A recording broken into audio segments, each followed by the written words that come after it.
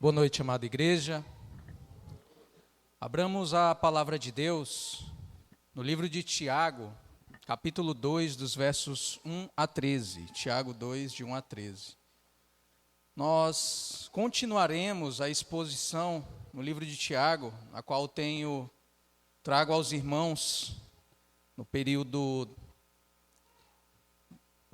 das exposições de pregação dos presbíteros, né? Eu tenho trazido exposições neste livro de Tiago. E é um livro muito importante, assim como toda a palavra de Deus. Tiago, agora no capítulo 2, nas exposições anteriores nós trabalhamos o capítulo 1. E agora chegamos na parte em que Tiago vai trazer algumas exortações. O tema da nossa mensagem eu intitulei como A Fé em Cristo e a Imparcialidade do Reino. A fé em Cristo e a imparcialidade do reino. Tiago 2, de 1 a 13. Meus irmãos, não tenhais a fé em nosso Senhor Jesus Cristo, Senhor da glória, em acepção de pessoas. Se, portanto, entrar na vossa sinagoga algum homem com anéis de ouro nos dedos, em trajos de luxo, e entrar também algum pobre andrajoso, e tratardes com deferência o que tem os trajos de luxo, e lhe disserdes: tu, assenta-te aqui em lugar de honra, e disserdes ao pobre: tu, fica ali em pé, ou assenta-te aqui abaixo do estrado dos meus pés.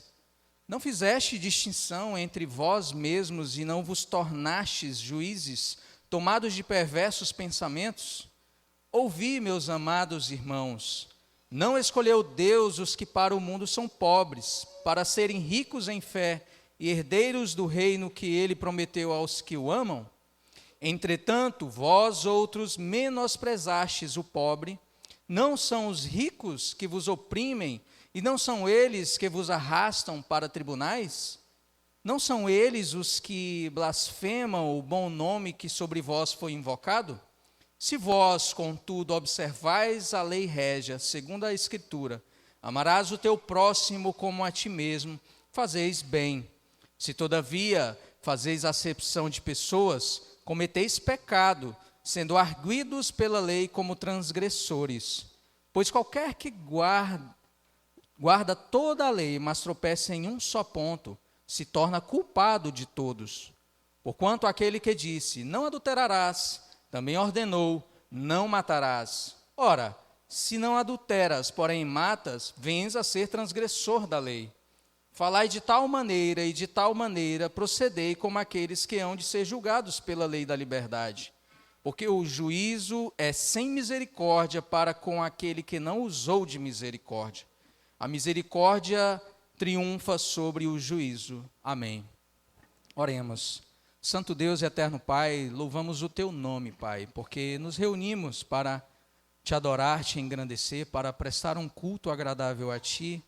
E, ó Deus, agora nesse momento também parar, ó Deus, para ouvirmos a Tua palavra, para meditarmos nas Escrituras, ó Deus, e ó Deus, diante da exposição, ouvir a Tua voz. Fala, Senhor Deus, conosco, quebranta os nossos corações, nos faz, Senhor Deus, crentes, compromissados, amorosos com o próximo e com o Senhor. Essa é a nossa oração, em nome de Jesus Cristo. Amém. Eu quero iniciar essa exposição aos irmãos trazendo uma pequena história real. Em uma igreja simples no interior, certa vez entrou um homem visivelmente sujo, com roupas rasgadas e cheiro forte. Era um andarilho conhecido na cidade.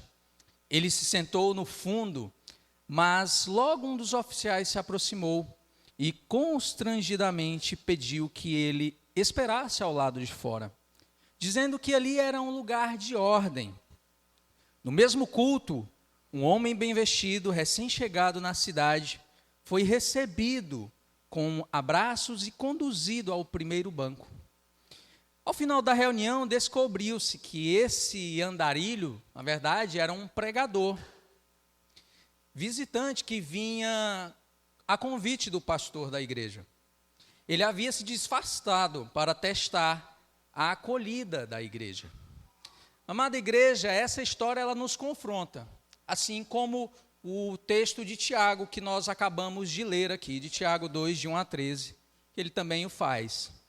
Então, antes de mais nada, relembremos o contexto dessa carta de Tiago, de forma bem resumida.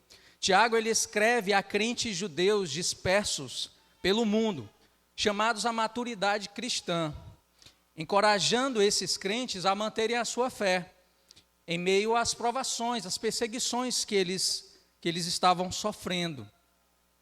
E no trecho que nós vamos examinar hoje, ele denuncia com firmeza um problema que é recorrente, tanto na igreja primitiva como no nosso contexto atual, ou até dentro das nossas igrejas.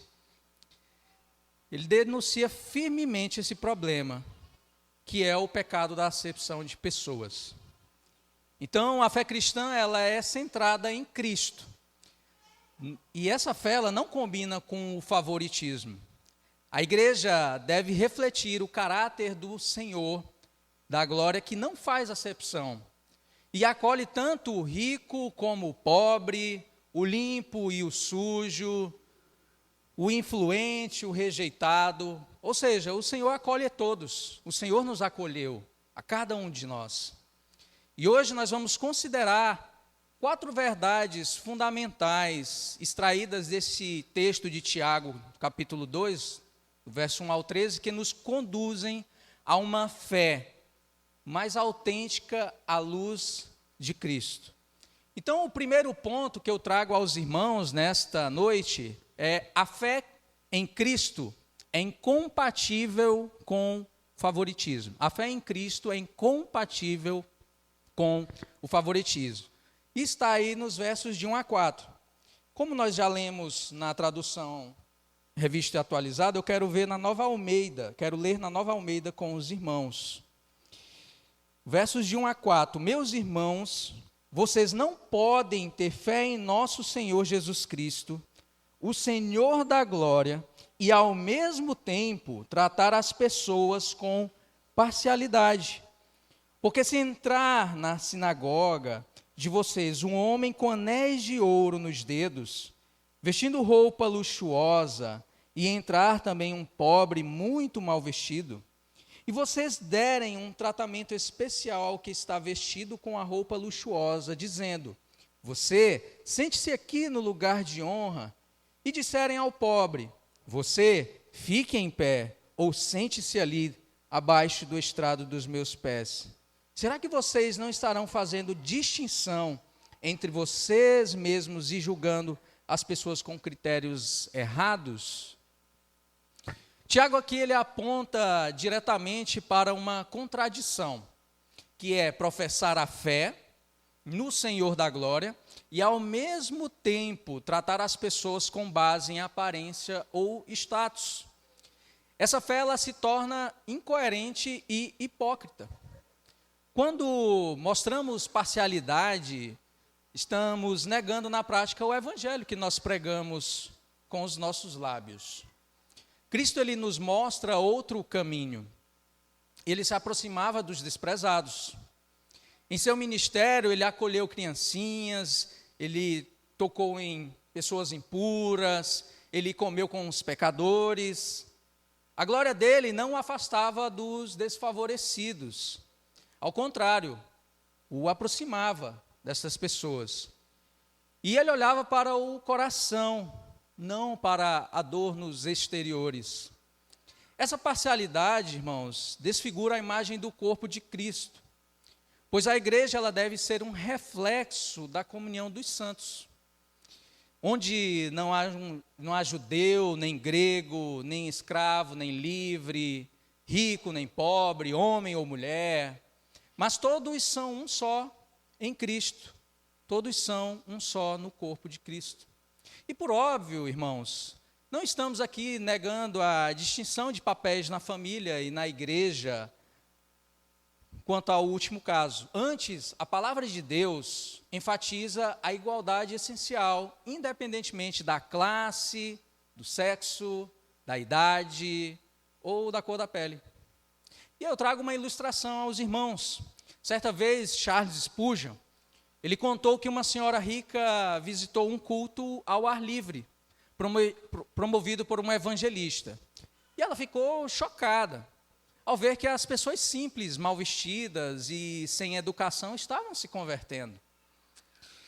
E ao final ela disse: não consigo entender como Deus pode aceitar pessoas assim, aceitar esse tipo de gente. Então a resposta foi do pastor: é porque a senhora ainda não entendeu que a graça de Deus é para gente como nós. Então, trazendo uma aplicação para nós precisamos nos perguntar: temos tratado as pessoas com os olhos da graça ou com os olhos da nossa cultura? Em nossas comunidades, damos mais valor aos vistosos ou acolhemos com dignidade os invisíveis? Quando alguém entra em nosso meio, nossa reação revela mais sobre nosso coração do que nós imaginamos. Então, consideremos a segunda verdade fundamental extraída desse texto de Tiago, que nos conduz a uma fé mais autêntica à luz de Cristo. E o segundo ponto da nossa mensagem é: Deus acolhe aqueles que o mundo despreza como herdeiros do reino. Deus acolhe aqueles que o mundo despreza como herdeiros do reino. E aí nós chegamos aos versos de 5 a 7. Escutem, meus amados irmãos, por acaso Deus não escolheu os que para o mundo são pobres, para serem ricos em fé e herdeiros do reino que ele prometeu aos que o amam? No entanto, vocês desprezam os pobres. Por acaso não são os ricos que oprimem vocês, e não são eles que os arrastam para os tribunais? Não são eles os que blasfemam o bom nome que foi invocado sobre vocês? Tiago, ele destaca aqui um princípio do reino de Deus que desafia as expectativas humanas. Aqueles que o mundo considera sem valor, insignificantes, eles podem ser altamente estimados, considerados por Deus. Ele se refere em especial aos que dispuseram a abrir a mão do status, dos bens, dos privilégios, por amor a Cristo, tornando-se pobres aos olhos do mundo. Esses, por sua fidelidade e entrega, são descritos na Bíblia como ricos na fé. Então, peço aos irmãos que abram Tiago, capítulo 2, aqui mesmo, Tiago, capítulo 2, verso 5, ele fala aí, nós lemos: escutem, meus amados irmãos, estou lendo na Nova Almeida: por acaso Deus não escolheu os que para o mundo são pobres, para serem ricos em fé e herdeiros do reino que ele prometeu aos que o amam? Então, esses aqui são descritos como ricos na fé. E não por sua condição social em si, mas em primeiro lugar pelo fato, irmãos, de terem sido escolhidos graciosamente por Deus, desde a eternidade. E em segundo lugar, por sua disposição em abraçar o reino, mesmo sob a rejeição e o sofrimento. Cristo, nosso Senhor, sendo rico, se fez pobre. E aí eu peço à igreja que abra em 2 aos Coríntios, capítulo 8, verso 9. 2 aos Coríntios, capítulo 8, verso 9. Pois conheceis a graça de nosso Senhor Jesus Cristo, que sendo rico, se fez pobre por amor de vós, para que pela sua pobreza vos tornasseis ricos. Então, Cristo, sendo rico, ele se fez pobre. Nasceu numa manjedoura, viveu sem ter onde reclinar a cabeça, morreu entre criminosos, o nosso Senhor. Ele não apenas pregou aos pobres, mas se fez como um deles. E ao fazer isso, ele revelou o valor eterno da humildade, que o nosso Senhor, ele nos traz este valor eterno. E para ser mais exato, irmãos, Jesus reformulou o conceito de pobres aqui. A expressão pobres de espírito, que consta nas bem-aventuranças, fala da consciência pessoal da nossa miséria espiritual diante de Deus. Assim, embora Tiago ele esteja combatendo a discriminação dos pobres financeiramente falando, ele aplica um princípio espiritual. Deus escolheu os que para o mundo são pobres, pois o mundo despreza a Cristo e persegue os seus seguidores. Por isso, quando discriminamos os pobres em termos sociais, deixamos de imitar o nosso Deus em sua graça e compaixão. A escolha divina não se baseia em méritos humanos, mas em sua soberana graça. A honra dada aos ricos pela sociedade, muitas vezes é cega à realidade espiritual. E Tiago, ele lembra que esses mesmos ricos, que eram exaltados pelos crentes, como vemos no texto, estavam oprimindo e blasfemando o nome de Cristo.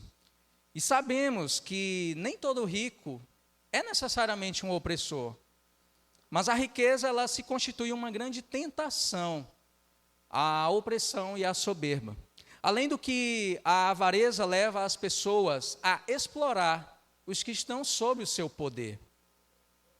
Esse era o caso de Tiago, e esse é o caso de muitos ricos de nosso tempo, que enriquecem às custas de desvios, estelionatos e conchavos, ou seja, fazendo acordos com governantes corruptos, tirando do pobre para se esbaldar no seu luxo e na sua ostentação. E muitos se tornam referência, sendo bajulados por seus admiradores enquanto fazem o bem a si mesmos. E aí eu peço aos irmãos que abram a palavra também lá no livro de Salmos, Salmos capítulo 49, Salmos 49, nós iremos ler os versos 11, 13, 18 até o 20.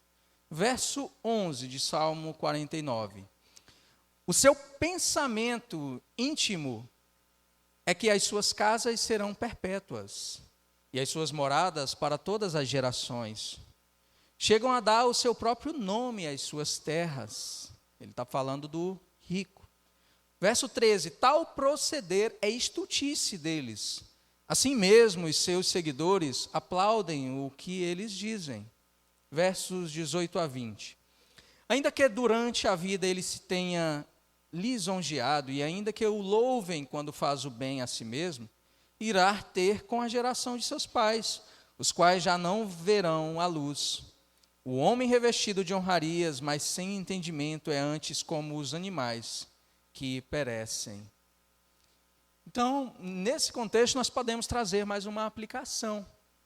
Nós precisamos realinhar os nossos valores com os valores do céu, queridos. Honramos a fé dos humildes ou desprezamos a simplicidade do Evangelho?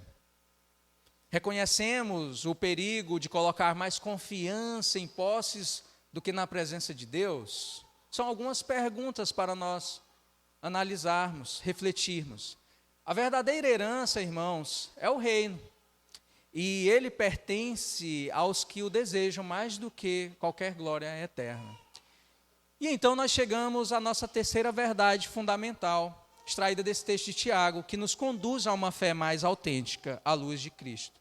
E o terceiro ponto dessa mensagem, que intitulo, o amor ao próximo é o termômetro da fé verdadeira. O amor ao próximo é o termômetro da fé verdadeira. E aí, lendo aqui na Nova Almeida atualizada, dos versos 8 a 11.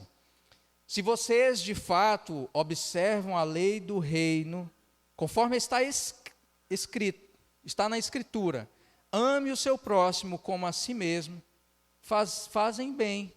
Se, no entanto, vocês tratam as pessoas com parcialidade, cometem pecado, sendo condenados pela lei como transgressores.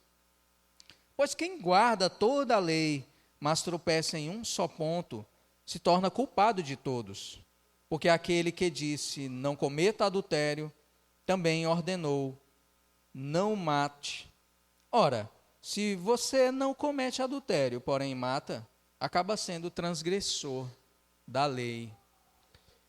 Então, Tiago chama essa instrução aqui que acabamos de ler, principalmente no verso 8, ele chama de lei real, pois ela emana do Rei, do nosso Senhor Jesus Cristo, e resume bem a vontade de Deus expressa em toda a Escritura.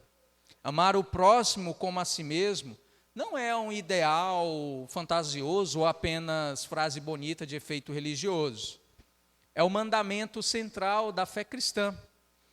E para Tiago, irmãos, aqui a maneira como tratamos as pessoas ao nosso redor é o principal reflexo da presença de Deus em nós. Nos versos 9 e 10, Tiago, ele também não ameniza. Praticar o favoritismo é quebrar a lei do amor e, portanto, é pecado. A lógica de Tiago ela é clara aqui. Quem quebra um ponto da lei, quebra toda a lei. E isso destrói qualquer justificativa de que a parcialidade é uma falha menor. E Deus, ele exige de nós coerência entre a fé e a prática. E essa verdade, irmãos, ela nos leva a compreender que a fé ela é verdadeira e não é seletiva em sua obediência. Não basta amar apenas os que nos agradam. É muito fácil nós amarmos a quem nos agrada, né?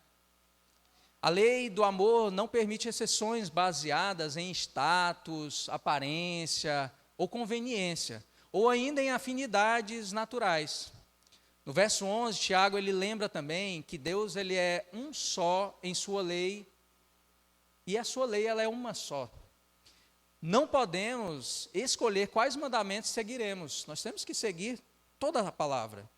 Se somos seletivos na obediência, irmãos, demonstramos que ainda não entendemos de fato o chamado completo da fé em Cristo. E Cristo, nosso modelo perfeito, não amou pela metade. Ele se entregou integralmente, como nós vemos na palavra dele, como nós vemos nos evangelhos. Nós vemos que o Senhor ele se entregou totalmente, sem parcialidade, porque nós somos diferentes uns dos outros. Ele acolheu os pecadores, tocando as pessoas que eram intocáveis na sua época, e morrendo por seus inimigos, porque nós somos inimigos de Deus quando estamos em pecado. Amar como Cristo é amar a lei do conforto e do costume. Amar como Cristo é amar a lei do conforto e do costume. E aí podemos trazer uma aplicação prática, irmãos, nesse terceiro ponto. Amar o próximo não é uma opção sentimental, mas ela é uma expressão concreta da nossa fé. É a evidência de que conhecemos a Deus, como nos diz 1 João 4,8, e eu peço aos irmãos que abram, 1 João 4,8, por gentileza. 1 João 4,8 vai falar.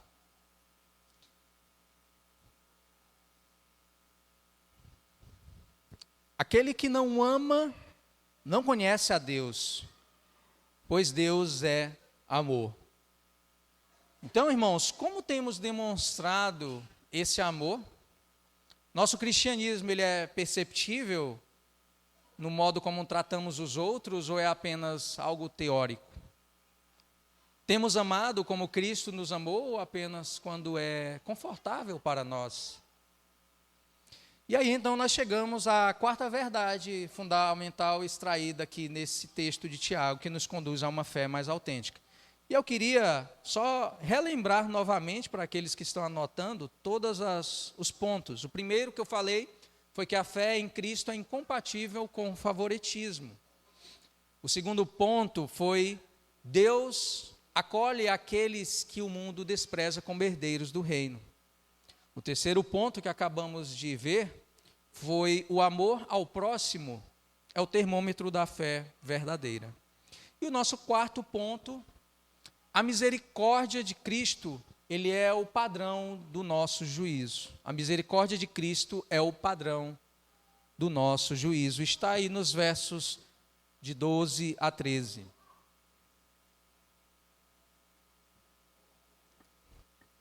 Assim, falem e vivam como pessoas que serão julgadas pela lei da liberdade. Porque o juízo é sem misericórdia sobre quem não usou de misericórdia. A misericórdia triunfa sobre o juízo. Tiago, ele nos chama à responsabilidade diante da lei da liberdade.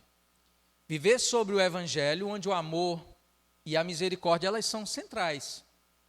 Ele alerta que quem não usa de misericórdia será julgado sem misericórdia, e nós vemos isso bem claro no texto que lemos. Cristo, ele é o justo juiz, e ele será também o nosso critério de julgamento. E ele é misericordioso. Sua cruz nos lembra que fomos justificados, não porque nós merecíamos, porque cada um de nós não merece, mas porque ele nos amou.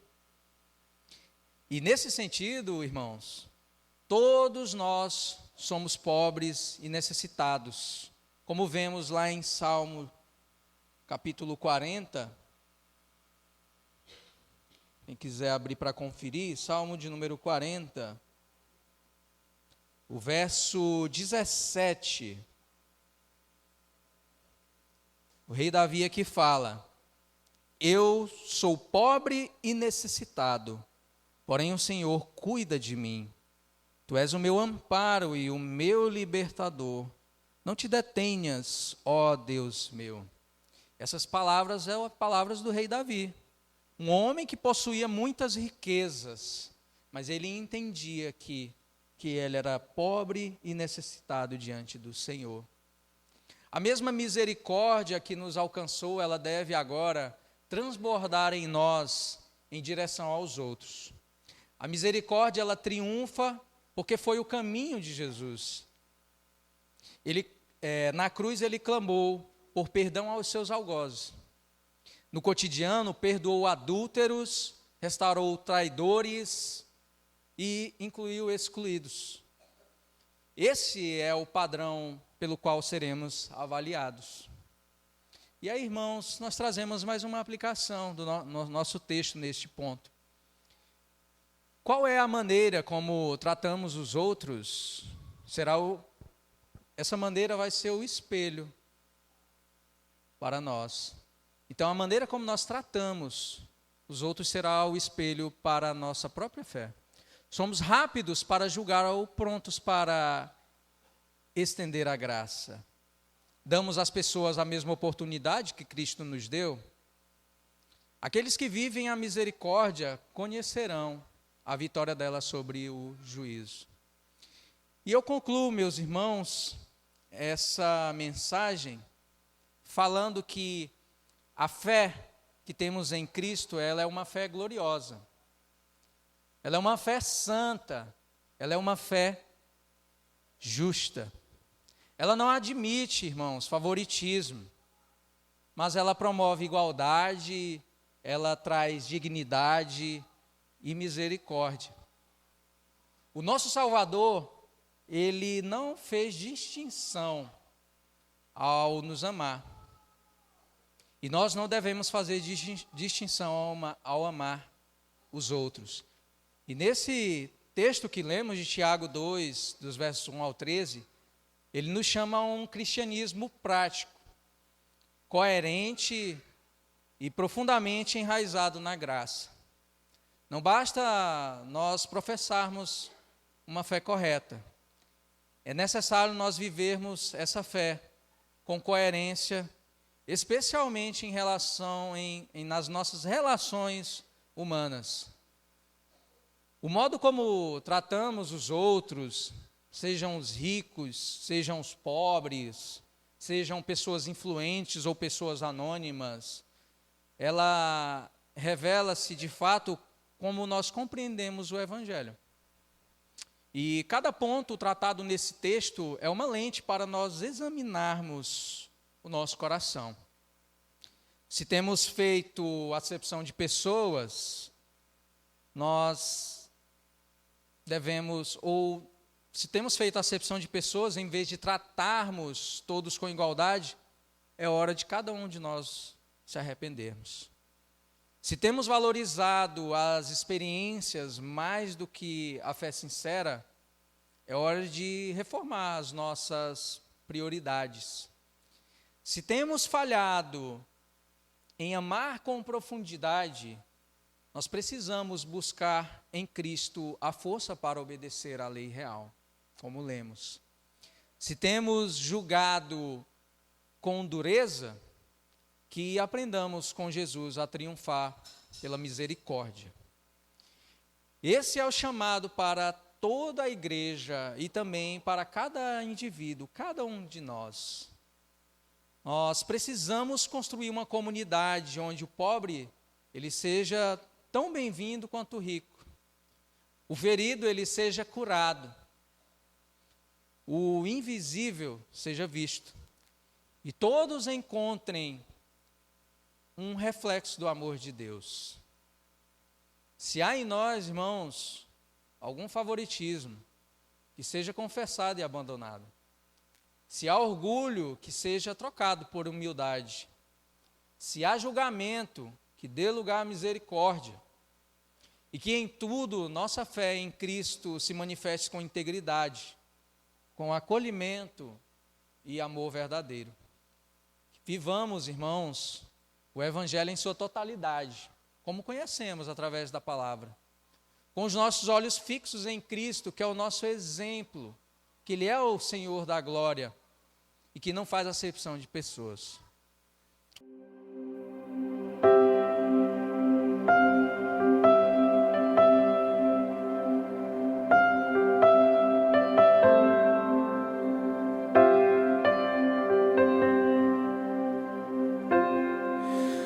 Tu és bem-vindo aqui.